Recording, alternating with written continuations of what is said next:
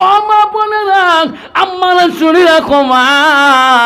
ভালো করে শোনো রাখো মা। মা আল্লাহ রাসূল বলছে ওয়াতাত বালাহা, তোমার স্বামী যখন বাড়ি থেকে আসবে মা, তোমার স্বামীর মুখের দিকে একবার তাকাবা। আল্লাহ রাসূল বলল তোমার স্বামী যদি তোমার উপরে খুশি রাজি হয়ে যায়, আল্লাহ রাসূল বলল ওয়াজাউজুহা আনহারাদিন, তোমার স্বামী যদি তোমার উপরে রাজি খুশি হয়ে যায়, আল্লাহ রাসূল বলল দাখালাতিল জান্নাত, সেই নারীটা হইবে জান্নাতি। যেরকম সুবহানাল্লাহ। কিন্তু বাবা, এই আধুনিক যুগে নারী রাখে তোমাদের মেঘালয় নাই বা আসামে আছে রে বাপ, কি ডিজিটাল মার্কার নারী রে বা, মাথা কাম করে না, আসরা নাই। রাস্তা দিয়ে গেলে চেনা যায় না। আর যেটা গপস বুঝো তুই কস, কালকে আফসার মাল নাচছে ফুসকেনি পাড়াত বুক কি কয় দেখছিস কি, স্বামী বাড়ি গেলে স্বামীর দিকে দেখি বলে মুস্কি হাসি তো খায়। স্বামী যদি খুশি হাজি হয়ে যায় সে নারী বলে হয় জান্নাতি। বুঝন কালকে আসিয়ে তোর আমি তোর বাবুর বাবার সাথে মোলাকাত করছি না, একটা মুস্কি হাসি দিস না, সেই গুলগুলি বেসরা দাম হয় কথা উধুরের, তুই হাসি দিস নাই না, সবার যাস নাই গেছো না। তোমরা আছে পুরুষের পেনলো, মুই আসলে মহিলা পেনলো, হুজুর দ্বারা দোয়া করি দিল, মুই আগতে আসছো, মুই থাকুন চারতলা, তোর ভাই সাহেব থাকে নিচতলা।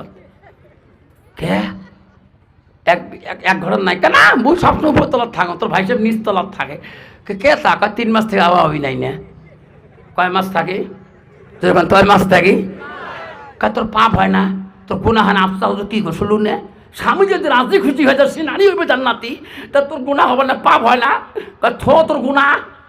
মোর মা জীবনেও গুনাহ ভয় খায় নাই, মোর মা মরি গেছে, মোর বাপ মরি গেছে,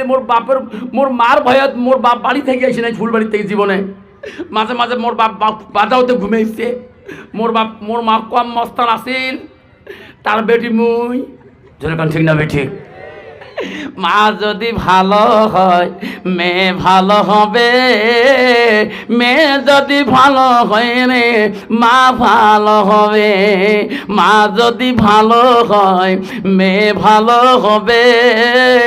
মেয়ে যদি ভালো হয় রে মা ভালো হবে,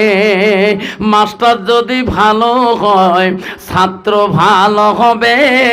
ছাত্র যদি ভালো হয় রে মাস্টার ভালো হবে,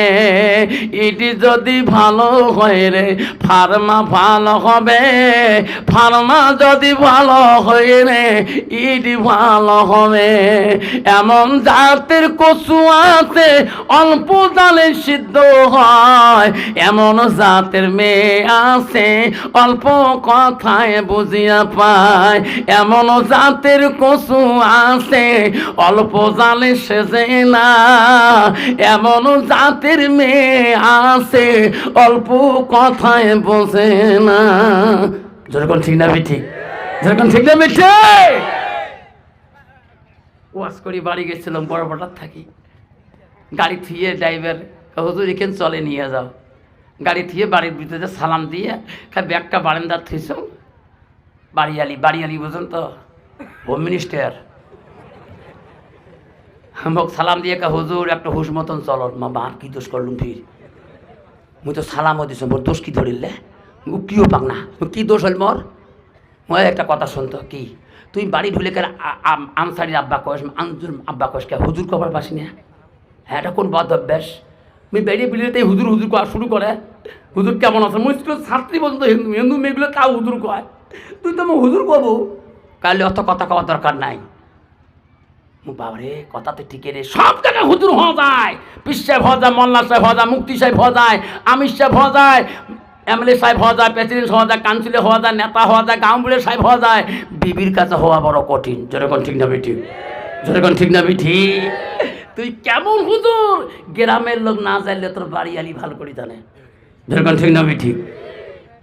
আমি কইলাম আমার দোষ কি, কাজ চুল বড় হয়ে গেছে, চুল কাটি স্কুল যাও, চুল না কানে ঢাকে দেয়, তাতে কথা ঠিকই রে, চুল ঢাকাও হয়েছে কান রে, একে বাইক দিয়ে চলে গেলাম একদম নাপিতে, তখন যে এখন বাবা কাহাগাড়িটা হাতে চুল কাটিতে কয় না স্যার তোমার আগত 4 জন বসি আছে, বাবা মোর আগত কাটা দরকার না, সিরিয়াল তোমার মাস্টারি কোনো টাকার ধগ আছে না, গরিব মানুষের টাকারও ধগ আছে, কথা তো ঠিক আছে, তোমার তো রেট তো বেশি দিবেন না, একের রেটে 60 লেখা আছে,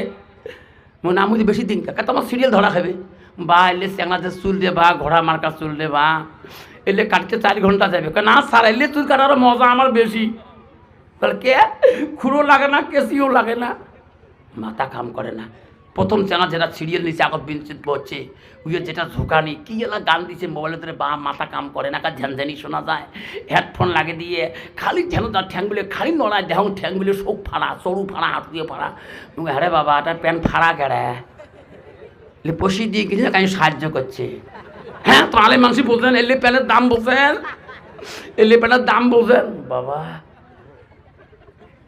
কেমন প্যান্ট রে বাপ ওই প্যান্ট দেখছো রে বাপ